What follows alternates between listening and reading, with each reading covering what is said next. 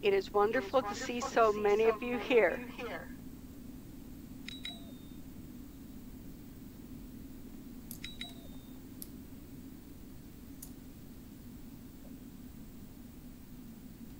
Member of ISTE.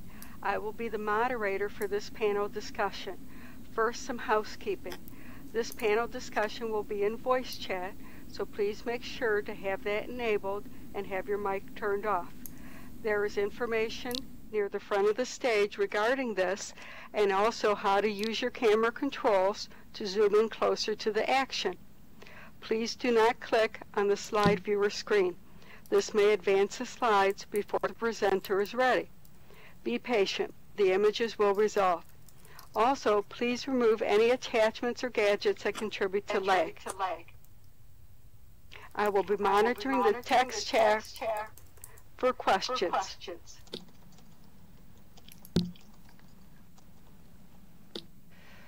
Okay, our panel discussion today is multi-campus colleges and universities in Second Life. Well, Aquiel is offline, so my name is John II Kepler, and I will be the introductory speaker in this panel, using Second Life to enhance communications in a multi-campus educational institution. If you click on the middle of the stage, you will get a copy of my a note card having the remarks that I'm going to present. So let me start in, and then we'll have representatives from 3 different campuses: Penn State University, Nova Scotia Community College, and State University of New York. There. Okay. I would encourage you to use the local chat to make comments, discuss, etc.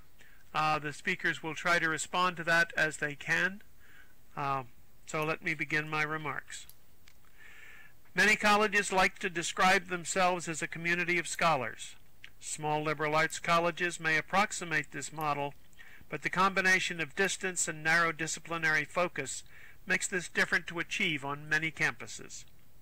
This is especially true for statewide systems. In addition, distance learning, which is becoming increasingly popular, may make it difficult for students to be assimilated into the college community.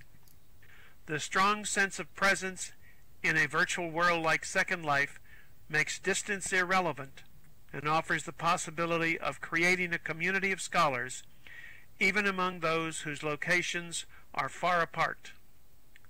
What criteria might we use to evaluate the level of academic engagement that is produced in a virtual community? One approach might be based on the work that Etienne Wenger has published about communities of practice. His definition of communities of practice is groups of people who share a concern or a passion for something they do and learn how to do it better as they interact regularly.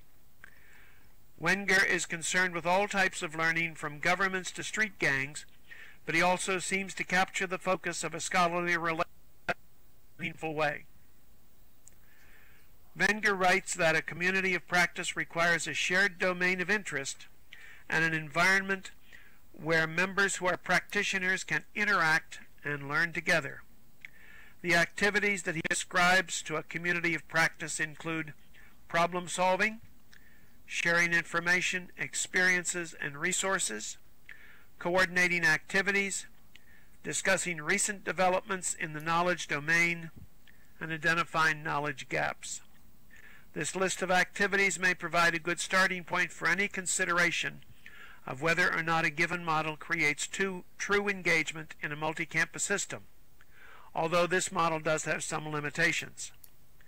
The first complicating factor is that a college represents an interlocking set of communities of practice, where the general knowledge domain is teaching and learning, but where disciplinary considerations represent subordinate domains that must be considered. Chemists can engage economists about general teaching methods, but there should also be opportunities for these groups to interact separately to explore concerns specific to their disciplines. At the student level, All of the students taking distance learning courses from a campus provider may have knowledge to share with each other, but those taking an online chemistry course will want a separate opportunity to communicate with each other, while other disciplines discuss their special challenges separately. The second complication when discussing virtual environments is the role that the sense of presence plays in the learning process. A working definition of presence may be that when two individuals are communicating in a virtual environment, there must be appropriate cues and stimuli to encourage those communicating to a belief that they're in the same physical space, even though they may be far apart geographically. There are various levels of from listening on the radio to a true virtual reality system. A sense of presence clearly contributes to effective engagement, but even when two people are in the same room, there may be relatively little sense of presence. Sometimes students demonstrate this during large lecture sections. The degree of presence is dependent on both the environment and the user. In general, those who spend more time in a virtual world seem to develop a stronger sense of presence than those who encounter this experience for the first time.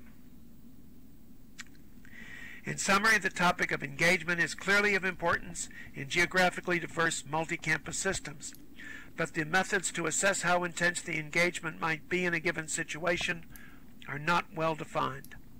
Presumably, the criteria will include how effectively Second Life offers a feeling of presence, how it can be adjusted to both provide general interaction as well as discipline-specific interaction, and what types of interactions, such as problem sharing information, experiences, and resources, coordinating activities, discussing recent developments in the domain, and identifying knowledge gaps are typical of the experience.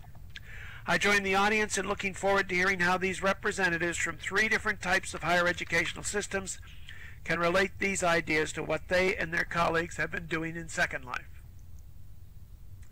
The first speaker will be from Penn State University, Shannon Rutkowski.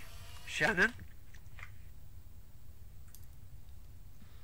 Hi, John. Thanks very much. Like John said, my avatar name is Shannon Rutkowski. My real name is Shannon Ritter, and I'm the Social Networks Advisor for Penn State World Campus. Penn State World Campus is the online distance education campus for Penn State University. Before I go any further, I just want to be sure that everyone is hearing me okay, that I'm not too soft, not too loud. Are we okay with that?